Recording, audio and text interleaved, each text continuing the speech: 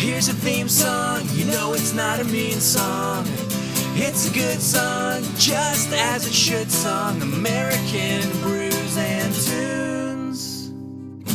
Shibbity beeby dow. We're back. Whoa! Well, we didn't really go anywhere No, we didn't go anywhere. per se.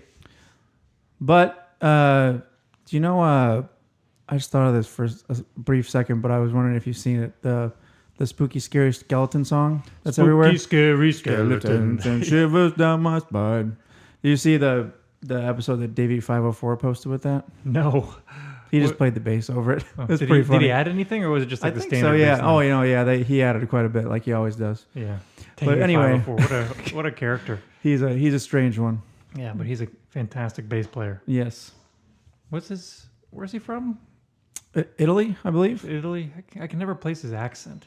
Neither can I. Because he's got a deeper voice. And when I think Italy, I think, What's up? what's a Slappers. cannoli?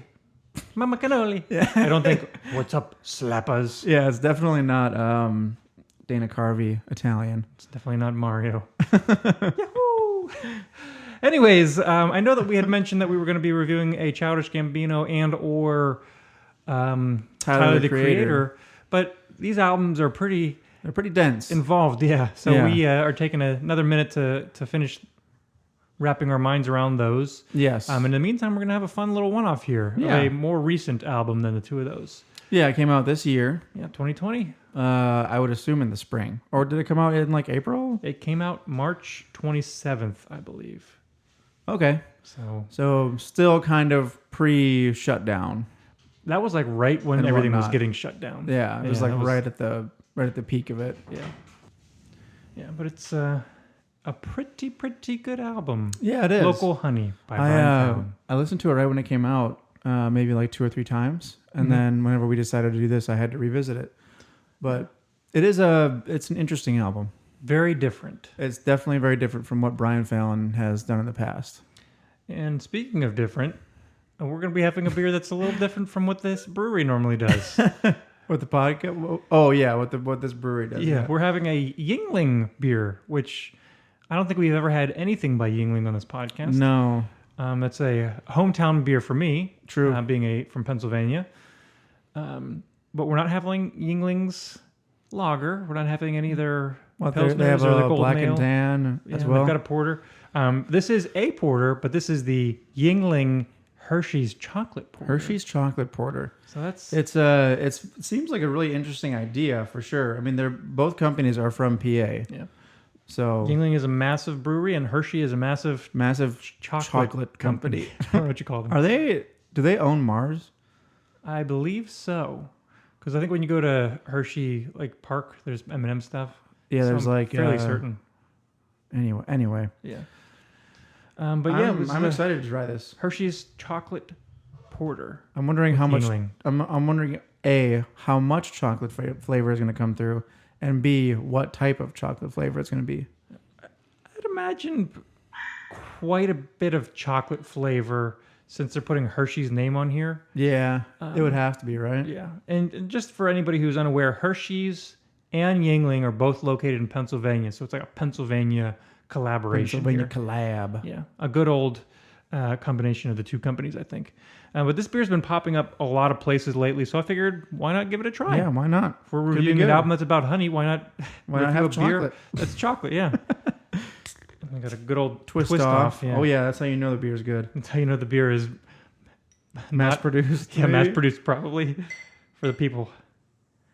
And already, yeah, it's not. I mean, you can tell it's porter color, Yeah, not stout definitely, color. definitely a porter. It's not dark. I mean, it's dark, Well, but it's dark, not but like it's not black as night. Yeah, it's dark. not black as the night like some porters. I mean, stouts Yeah, we've had.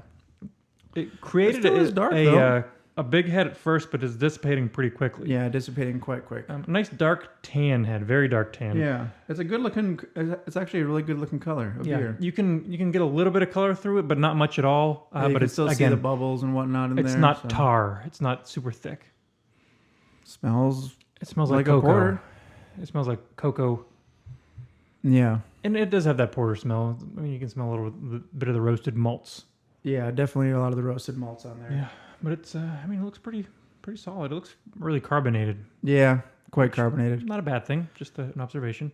Mm-hmm. What say you that we give this a cheers and give it a try? Let's do it. As we always say in American Brews and Tunes, Shibbity-beep-boop-doo! down the chocolatey... The Hershey hash. The Hershey hatch. Hatch, I mean. I was going to say the chocolatey hatch, but the Hershey hatch is better. Well, it's definitely chocolatey. Yeah. And it's definitely Hershey. Yeah, it tastes like Hershey's syrup. Yeah, it kind of does. That's so weird. In a good way, though. Not like... Yeah. Sometimes Hershey's syrup can be a bit much and a little cloying. This very clearly is a porter also. You can get the notes from the porter. A little bit of the bitterness that you'd expect from a porter, the roasted malts. Yeah, a bit of the bitterness, but that chocolate really comes through, though. It's very Which sweet, I'm not complaining about. but not... it's not cloying. It's not overly sweet. It's I feel really like nice. I feel like this is going to be a one-off, right? Like they're just going to produce this once and then probably get rid of it. Maybe. I'm not Or entirely maybe sure. it'll be a seasonal thing. Maybe seasonal. We'll see. But it's really interesting because when I have like a decadent dessert-like beers, Yeah. it's usually a stout. And it's usually like a 10, 13, Percent or 10, 11, 12, 13% beer. what is this? Like 5%? This is, I think, 4%? 4 or 5%. It's a lower gravity porter. And it's I shouldn't say lower gravity, average gravity. It's not regular. It's not high gravity, is what I'm trying to say. So I mean, when I say I have these big dessert beers, one that you have one time at night and you're good for the night. Yeah, yeah. You couldn't have more than this. You could definitely have one or more of these. Yeah, it's pretty easily. light for being a porter. It definitely is light. It's easy drinking. You can have a couple of these in a session. Yeah. really pretty good. Yeah, it's not bad. I'm okay with it. Yeah. I probably wouldn't seek it out. Like I probably won't go to Kroger and buy a 6-pack, but it's not bad though. What would this go good with food wise? I'm trying to think of. Because like a regular Yuengling, I'd obviously would go with wings because yings and wings. Yings and wings. But Back Yuengling chocolate porter. What do you eat this? Do you eat this with dessert food, or will that change No, how? I feel like this would go well with like a burger and fries. Yeah. I mean, think about like having like I'm thinking of Wendy's specifically, like having the frosty, you know, That makes sense because I wasn't frosty thinking and that. fries and a burger. I was just thinking this probably wouldn't go well with wings. I mean, who knows? In my opinion, I mean, Yeah. there's only one way to find out. Try with wings. Try it with wings. But yeah, this is quite a nice beer. Yeah, it's not bad. If the flavor profile changes to us as it warms up, we'll let you know. Otherwise, Yeah, let's, I kind of doubt that it will change, but Yeah, I don't think it's gonna be super maybe complex, as it but warms up, the maybe. chocolate will become more present. perhaps. Maybe I mean, I like where it's at right now. I don't want it to be too much more in your face. it does kind of leave like a nice aftertaste in your mouth. Mm-hmm. It leaves like a nice, just little bit of like a lace of chocolate Yeah, and it's not on the tongue. Yeah, It's nice. it's not super lingering, but it's there and it's nice. Yeah, Yeah, it's good. It's a good beer. it's not bad. So let's move on to this album. Yeah, Local Honey by Brian Fallon, as we said, came out late March of 2020. Yep. Right before everything hit the fan. Right before the Backstreet Boys started touring, Oh, jeez. doing their world tour. Is that a joke, or did they actually do that? No, that's a Game Grumps reference. Oh, I was going to say, I am so confused. For anybody who doesn't know the Game Grumps, sorry, that joke made no sense to you. It made no sense. I know who the Game Grumps are, but this still makes no sense to me. Yeah. It's like, did they tour this year right before the pandemic? I have no idea. No. Okay. Anyways, this is Brian Fallon's third solo album. He was the frontman from the Gaslight Anthem. Yeah. Which I think they're technically just on hiatus. Not I think so, broken yeah. up because they reformed. I mean, to they do never some reunion announced that they shows. were. They never announced that they were broken up, right? They didn't call it quits for sure, but Yeah. this is his third solo album. They haven't done any Gaslight stuff since then. I'm struggling to remember what the first two are. The first two solo albums? Yeah. Well, let me tell you. Okay. His first album was called Painkillers. Oh, right. Like it Yeah, had the Painkillers, song yep. Wonderful Life, Steve Yes. McQueen. Yes. And that one I think was a more like upbeat folk album. Almost like A folk little rock. less rock. There's definitely rock there, but it was Yeah. more folky and very nostalgic, reminiscent sounding. Yeah. The second album was called Sleepwalkers. Sleepwalkers, and right. that was very different. One was definitely different. There's a lot More more rocky. instruments. I think it Like was there more were horns and organs that, right? Yeah. and all kind of stuff, but it was more rocky. There was a saxophone in one song. Yeah. I think it felt really genuine and campy at the same time. The production on that album was very strange production, but it had some of his best melodies, I think, even though it's my least favorite of his solo records. Oh, really? Yeah. Okay.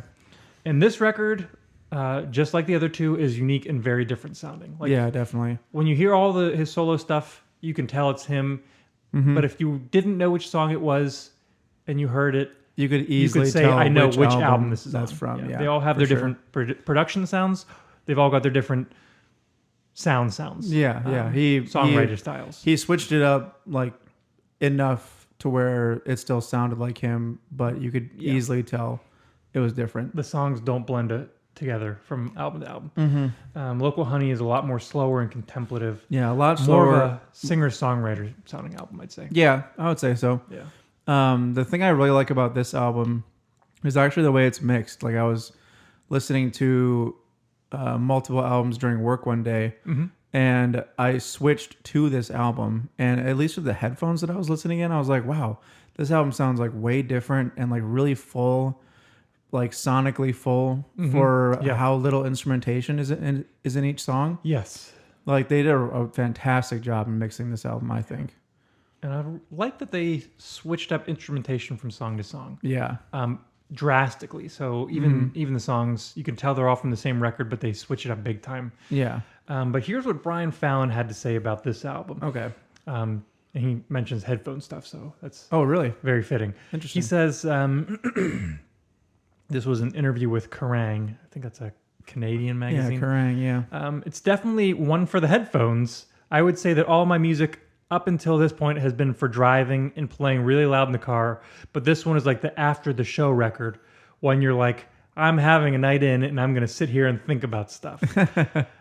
He also said, I could see that, yeah. about the actual title itself. Local Honey, he said it was inspired by a sign that he saw in his hometown for Local Honey, which can have medicinal effects on people. I was thinking that I'm always away, and I feel like when I come home, the immediate things around me, my family, my friends, make me feel better. For me, being home is like medicine. All these songs are about this love that you find at home and through your immediate family. So I was like, that sounds like a good title.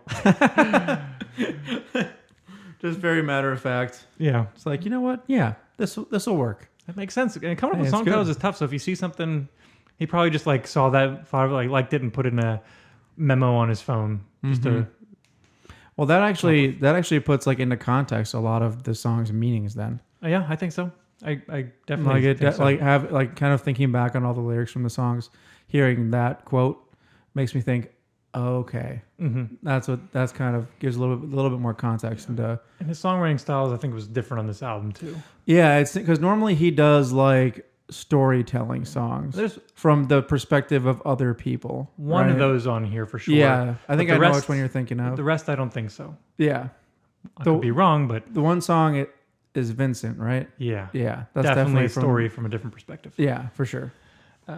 Like we said, this came out late March 2020, so that means that the supporting tour that he had to do was canceled. He was supposed to come Was through canceled, Nashville, Yeah, we were excited. excited to see so many bands coming through Nashville this year. but at the very least, we got this record to listen to. True. So whenever all this clears up, whoever knows when that is, hopefully he is able to route his tour through Nashville again. Yeah. But we'll see when that is. Until then, we'll listen to the music. Yeah.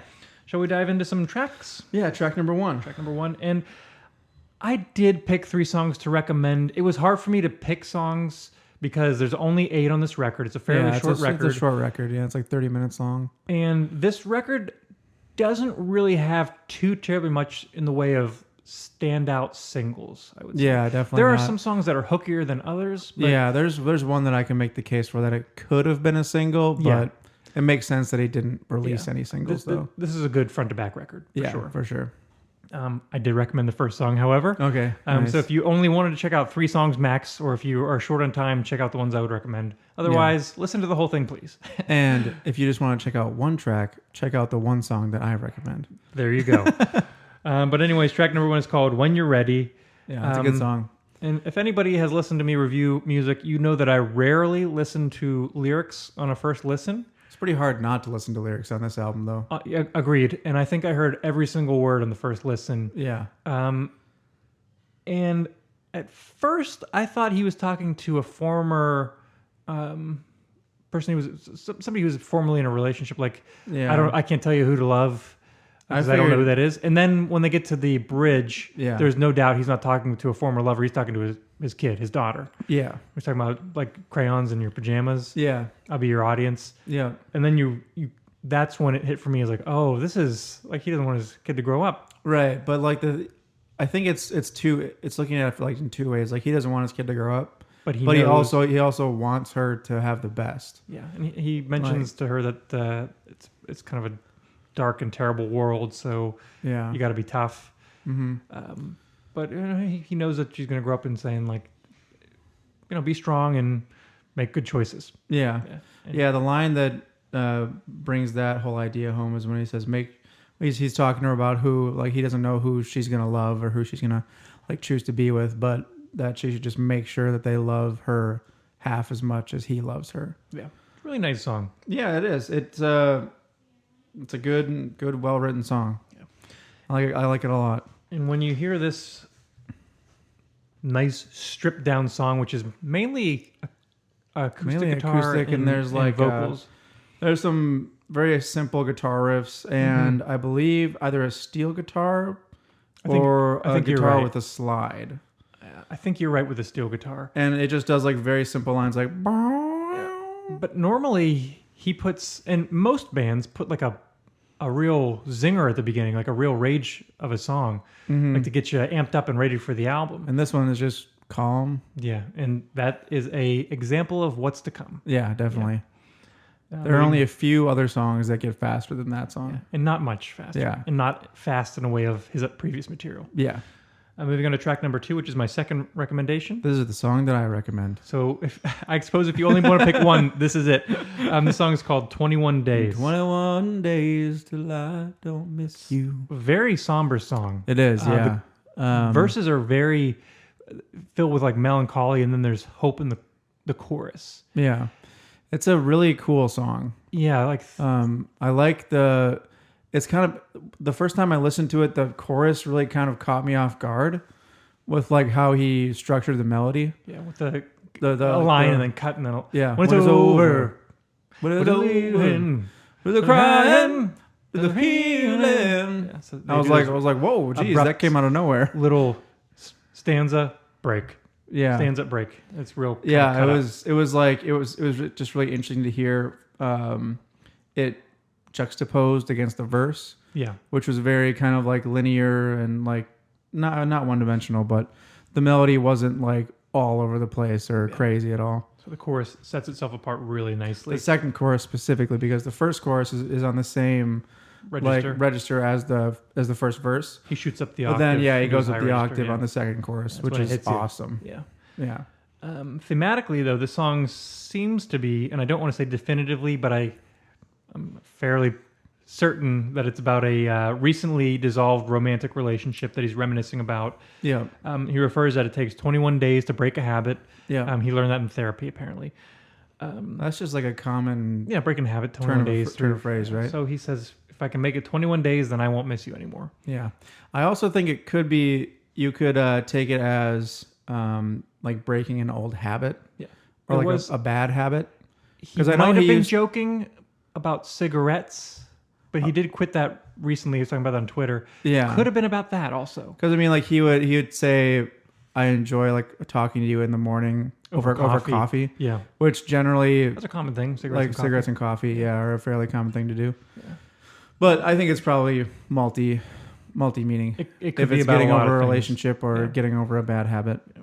The way he wrote it sounds like a relationship, but it very well could be about cigarettes. That could be like a meaning beneath the main meaning of the song. Yeah. Subtext, yeah. Or whatever you want to call it. What's the footnotes? Allegory. The footnotes of the song. Anyways, let's move on to track number 3, which is called Vincent. Vincent. This is the one song that it's a storytelling song. Yeah, I'm not a big fan of it. I am, because I really like storytelling songs like this. True. It's kind of like an old country song, how they do that. Yeah. It's a good song. It's just not my favorite on the album. He tells it from the perspective of a girl who's in an abusive relationship. Yeah. And as soon as because I actually didn't know that upon listening to it a ton until I read all the lyrics to the song. Mm-hmm. And then when I realized what it was about, I immediately thought of Goodbye Earl by the Dixie Chicks. I don't know if you know that song. Oh, okay. Marianne and Wanda were the best of friends all through the high school days. Both members in the 4-H club, both active in the FFA. One of them marries Earl, who was their hometown sweetheart, and then he put her in the hospital until they killed him. Oh, goodbye, Earl. He was a missing person that nobody missed at all. Jeez, that's dark. But this song is also kind of dark. Yeah, so that's what I thought of thematically because in this song.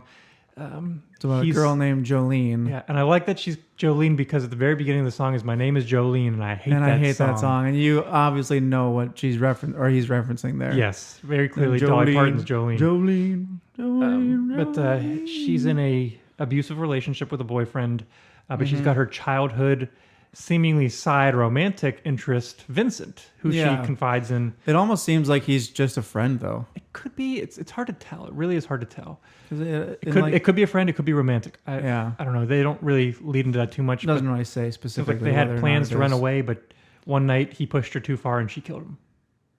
Oh. She killed her abusive boyfriend. Right. Yeah. I stabbed him and then I stabbed him again. Oof. So something happened, but it's a pretty interesting song. It is. Yeah. In this song, you see kind of his like weird word choices, kind of a lot. Mm-hmm. Like in a lot of these songs, it's never like a simple like A B rhyme scheme. Yeah. But in some of these songs, like the lines just like don't rhyme at all, and they feel weird to listen to. Yeah. Almost. Yeah. But I think that's an intentional choice. Agreed. That he does in this song. And it's got a real nice triple meter in this song, which kind of sets it apart. My name's Jolene, and I hate that song. Yeah, but it's a very, very nice little ditty. And I really like the piano that's kind of playing in the background. Do, do, do, do, do. Yeah.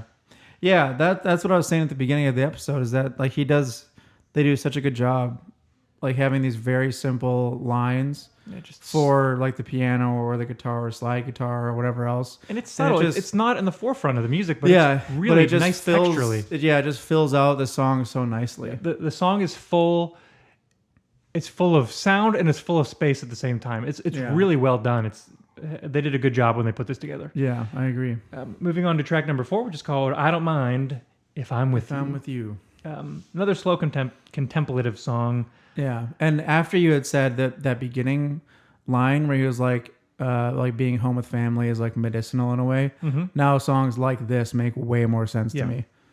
Yeah, because it might not necessarily be about a romantic relationship. Yeah, it might just be being around people that you love. Yeah, it's hard to tell because it is fairly vague in this song. Yeah. But obviously he's talking about tough things in life, but he's with someone who doesn't mind the tough stuff. Yep. And he likens this person to a nightlight for a kid who has bad dreams. Yeah, I think the line is you're a light in the hallway. Nice little way to think about it. Yeah. Moving on to track number 5, which is called "Lonely Only for You." Lonely for you only. Yeah, only whatever it's called. But this is same idea. Slightly more upbeat song, and I'd say it's probably the most upbeat, fastest song on the record. I think so. Yeah, I'd agree with you there. At first, I was thinking that maybe that's because it's the first song on the B-side, but clearly, where albums typically would have their first song on the A-side and the B-side be a faster, more aggressive upbeat song. Brian Fallon didn't do that on the A-side, so why would he do it on the B-side? So maybe it's a new thing. Yeah, I'm not entirely sure what he's saying here, whether it's about star-crossed lovers or a broken-up couple, or if it's more of a familial thing. Yeah, I don't know. It's a vague situation that he doesn't really get too in-depth, but clearly he's lonely only for this one person. Yeah, all I know, it seems like he's choosing to be lonely only for them. Like, so I don't know if he's waiting for someone. I don't know. I don't know either. This is one of those songs where the content of the song is just vague enough to where you can't definitively say what the song is about. Yeah. So you just have to say, this is kind of what we maybe think it's about, but who knows? Yes. Brian Fallon would know more, obviously. I do like in the chorus, there's one thing he does where he says 2 lines that kind of have the same melody, and then the third line is in this completely different melody to kind of switch it up. It's the line where he says, but to me, you're a dream, a divine memory. And then it goes back to the fourth line's the same melody as the first two. And it kind of breaks it up, and it reminded me, the melody he did here and the way he wrote it reminded me of a different Brian Fallon song. So it took me a minute, but I think the one I had in mind was If Your Prayers Don't Get to Heaven. Oh, okay. From the album Sleepwalkers. Yeah. And he does something similar where he's got two lines, and then a third one he says, I've been crying. Yeah. What does he say? You've been crying. Yeah, I see ya. Honey, I've been crying too. If your prayers don't get to heaven. No. So I think he used that tool, and it's a really nice way to kind of break up the chorus and not have all the same and just elevate it, I guess is the best way to say it. Yeah, well, it gives the listener's ears something new to listen to, which really kind of takes the chorus to the other level. It's almost like a bridge within a chorus. Yeah. Or it's like the chorus acts as, obviously not a bridge, but acts as something similar to the function of that. I'm rambling now. It's okay. I get what you're saying. Yeah. Moving on to track number 6, which is called Horses. Horses. This is a classic little chord progression in the verse here. 1 4. What is it? 1 5. 1 5 6 4. Yeah, 1 5 6 4. It's a great chord progression that when you hear it, you think Blink 182. Well, yeah. I mean, you can't think anything else besides Blink 182. Naturally. Yeah. And if anybody knows anything about anything, then you immediately think that, of course, Blink 182 used horses in the First Date music video. I mean, there might be a lawsuit here waiting to happen. Yeah, and the chord progression of that song, though slightly different, is reminiscent of this. So I think that the only natural conclusion is that there are ties between the two songs. Yeah, clearly. I don't know what Brian Fallon was thinking, but that's okay. He was probably thinking, I really want to copy Blink-182. Yeah. Well, it worked. And their chord progression. It worked, and I liked it a lot. This is a really, really good song. Again, it's a slower, contemplative song. I think the song is about leaving this life and moving on to the next. Perhaps heaven, because Brian Fallon has been, to an extent, vocal about being religious. Yeah. As we've seen before, he has retweeted some Joel Osteen stuff on Twitter. Which, not my favorite. Me neither, but he's the favorite of a lot of people. Yeah, well, I mean, yeah. Anyway. But to each their own. Subject for a different podcast, for sure. Not ours. But again, it's not definitive what he's talking about here. But I really like when the song crescendos and gets to the last chorus because they do a double time percussion. Yeah. I don't want to say drum set. Yeah, you definitely don't want to say drum set because they don't use a full kit in any song. Yeah, I think I don't think anyway. They're using brushes here. I'm not entirely sure, but it's definitely double time. Brushes, yeah. And when I hear it, I can imagine if you're using a full kit, if you beef up with electric guitars and you gravel up his voice like he can, this would definitely be a Gaslight Anthem song. For sure. A really good one, too. I could definitely see that or hear that. Yeah. But alas, it is not. Track number 7, which is called Hard Feelings. Hard Feelings. I think the song is about trying to bring his guard down with a new love. Mm-hmm. In the chorus, he says, but it's hard when you're hurt to let somebody in again. Mm-hmm. And he does say on the second chorus, he switches the words a little bit. He says, but it's hard when you're hurt to let somebody wreck you again. Yeah. I think that's what he says, which is kind of interesting, but who knows? Could be about something else, but that's kind of the vibe I got from there. The basic idea is that it's difficult to, after you've been burned in one relationship, it's difficult to start another one. Yeah, and he did go through a divorce. That was what the album Get Hurt by Gaslight Anthem was about. That was their last album. Right. The chorus here had a really familiar sound. It kind of had that dun, dun, dun, dun. And I was like, that sounds like another song. And it took me a while, but I figured what it was that I was thinking of. And it may just be me that my ears picked up, but the song Anything You Want by Spoon. I don't remember that song off the top of my head, so I'll have to listen to it after this. I think it's on their debut album. Don't quote me. But it's the musical portion of the first part in the Spoon song and the musical portion of the chorus in the Brian Fallon song. Okay. Just a fun little interesting, similar sounding thing. First he copies Blink, now he's copying Spoon. Jeez. Good taste. What's going on? He's got very good taste, if you ask me. Moving on to the last song, which is my final recommendation. Okay. This song is "You Have Stolen My Heart." Mm-hmm. This was the lead single put out for the record. Really? So The last song was the lead single. the last song on the record was the lead single. And it's I don't know if it's the slowest song on the record, but it might be. It's definitely slow, like really slow. And so when I heard this the first time, I was like, what the heck?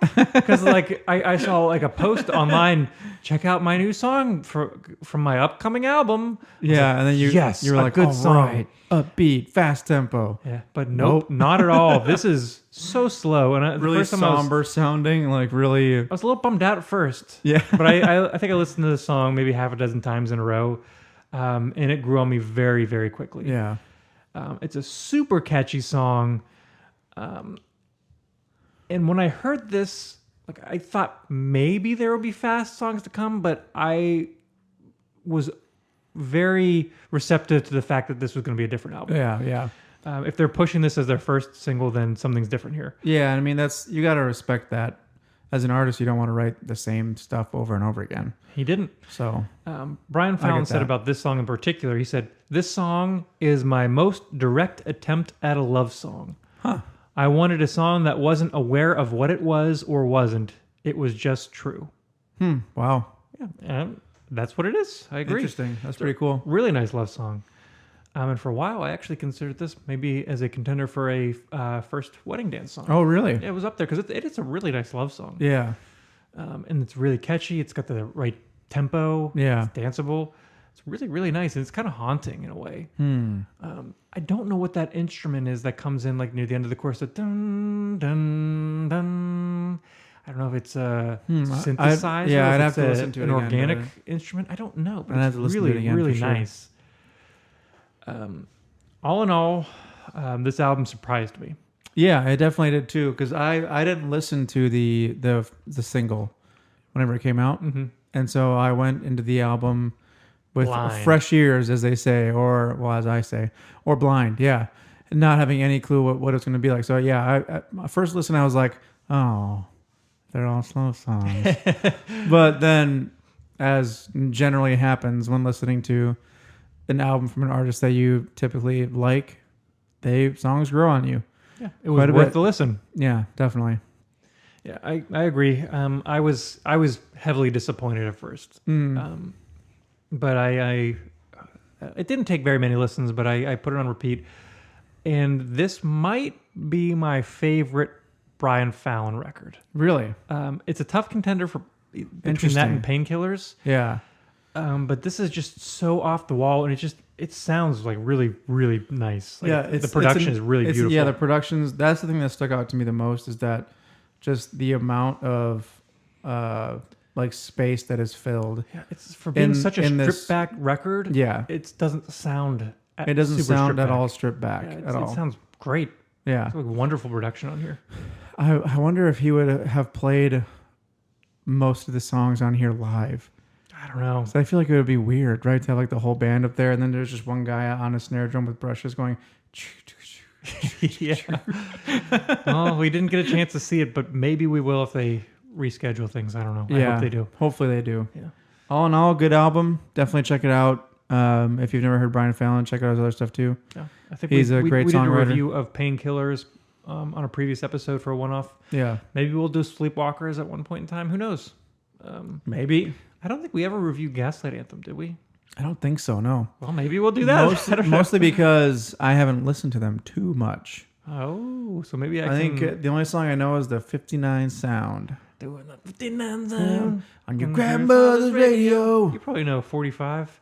Yeah, turn the record over. Oh, yeah. I know that song too. That's probably one of their biggest ones. Yeah. But yeah, I'm fairly familiar with all their stuff, so I'll recommend something at some point. Yeah, for sure. Really good music. I'm looking forward to next week. We're back to, unless these records continue to kick our butts. Yeah, maybe we'll just have to do a couple of one-offs here. I don't know. But the tentative plan is to either do Because the Internet by Childish Gambino or Igor by Tyler, the Creator. One of the two. Those are our next two tentative episodes. We'll see. Maybe we'll throw in an episode because we're recording this the week before Halloween, so maybe we'll do something like Spooky, we record scary. like spooky, or like talk about spooky songs or something like that, We could do that. That'd be fun. and have like a pumpkin beer. Oh, That'd that's be a good pretty one. fun. That's a good idea. Everyone But- loves pumpkin beers. Yeah, who doesn't? I did see. I was at Providence. Did you see Plum Wines and King? Spirits. I didn't see Plum King, but I saw this IPA that said like no pumpkin IPA or something, and it was No like when you look at the pumpkin? description, it says this beer contains 0% pumpkin, 0% spices, and 0% fall items. It's just a straightforward, great IPA. There were pictures of pumpkins all over it. I think they were just poking fun at all the pumpkin beers. No pumpkin whatsoever. I got a It's good your laugh safe out of that, haven though. against the fall season. Yeah. Goofy. I always see that one meme where it's like it's Han Solo season, and it shows like some girls with the vests and the long like leather boots Oh, yeah. and jeans on. It's Han Solo season. I never thought of that before, but Yeah. strangely, yes. It is that time of year. It's getting a little bit colder. Today it was still hot in Tennessee though. It was like 80 degrees. Yeah, I hated it. Ugh. Yeah. We had a couple chilly There were days for a some minute. days where it was like 60 degrees, and I was like, "This is Yeah, fantastic." finally. Yeah. But we're back up to the heat. They already have for snow now. up in Minnesota. I'm not surprised. They got like 8 inches Oh my gosh. in the cities. I figured maybe a little snow, but not that much. Yeah, it was bad. That's gnarly. Anyways, Yeah, let's get back to this beer before we sign off here. yeah. And if you do want to reach out to us, give us any comments, True. concerns, give us a recommendation, or just like let us know how anything. You could, Just let us know how you think our jokes are the funniest. yeah. If you want to be like, man, you guys are so funny. Or if you want to say Stephen's jokes are better than Jesse's, that's Yeah. cool too. Anything. Yeah, just let us know. You can hit us up on all the social medias. You can look up American Brews and Tunes, Yeah. or you can send us an email at AmericanBrewsandTunes@gmail.com. I think so. Yes, AmericanBrewsandTunes@gmail.com. Good enough. But anyways, did this beer taste different to you as it warmed up? Not really. It kind of tasted better when it was colder, to be honest. I agree. But it still doesn't taste terrible, though. It still is reminiscent of like I don't want to say chocolate milk because it doesn't really have that lactose creaminess. I know what you mean, though. but it's got that sweetness. Like that you get from chocolate milk. I remember specifically mixing Hershey syrup in milk. yeah, That has a The very flavor, reminiscent flavor. not the creaminess. Yeah, of milk. flavor. Yeah, if this was the exact flavor, but on like a Flavor and a almost a mouthfeel, a too. milk stout, then it would be chocolate milk. Yeah. Yeah, it's really good though. Interesting. Let's give us a cheers and finish our beers. Sounds good. As we always say in American Brews and Tunes. Down the Hershey's bite-size hatch. That is a delicious little beer. It's tasty. Yeah, good for cold weather, even though we're hitting 80 still. Yeah. Once again, my name is Stephen Johnston, And my name is Jesse Titus. and this is American Brews and Tunes. Here's a theme song, you know it's not a mean song. It's a good song, just as it should song. American Brews and Tunes. Shibbity-beeby-da.